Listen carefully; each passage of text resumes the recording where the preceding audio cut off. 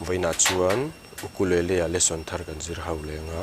voina kan zir ho le tu chu ZODI Thangluaia ka phur zo lo ti la sakha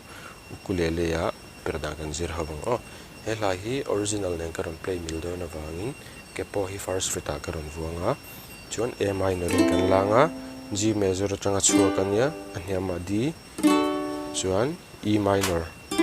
khang ke kan mang te kan strumang down down up up down up ti khan down down up up down up kasak mi ngan sele len rual lung du leng zong ten pom lai di nang wangin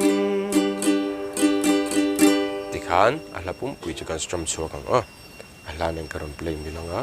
uluk deu ni longa thlale don ya